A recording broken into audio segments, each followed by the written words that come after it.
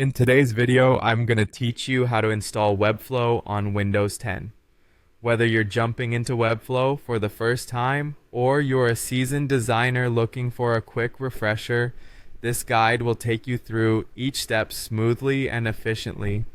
Firstly, to make Webflow easily accessible, you need to install it in a way that feels like a desktop app. Start by opening Webflow in either Google Chrome or Microsoft Edge. These are the most compatible browsers for this task due to their built-in tools that we'll use. Once Webflow is open, look to the upper right corner of your browser window where you'll find the three-dot menu icon. Click it to open the drop-down menu. From there, navigate to More Tools and select Create Shortcut. At this stage, a dialog box will pop up. Ensure you tick the checkbox that says Open as Window. This setting is crucial as it allows Webflow to launch in a separate, browser-free window, giving it the appearance and feel of a standalone desktop app. Once you've checked this option, go ahead and click Create. Congratulations, Webflow has now been set up on your system to open as if it were its own application.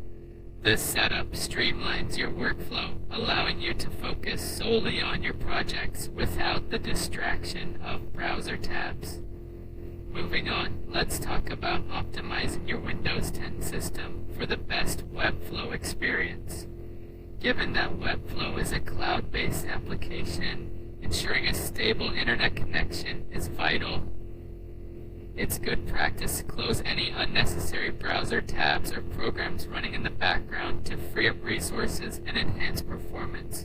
If you're working on complex, large-scale projects, consider the benefits of upgrading your computer's RAM or investing in a better graphics card. Such upgrades can significantly improve your system's efficiency, providing a smoother design experience while using Webflow.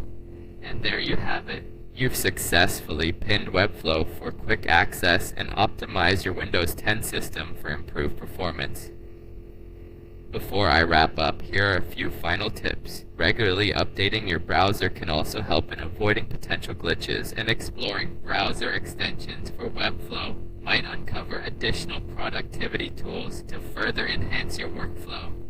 Thank you for watching this comprehensive guide. Make sure to subscribe for more tutorials and tips on getting the most out of your design tools. Until next time, enjoy designing with ease and efficiency on Webflow.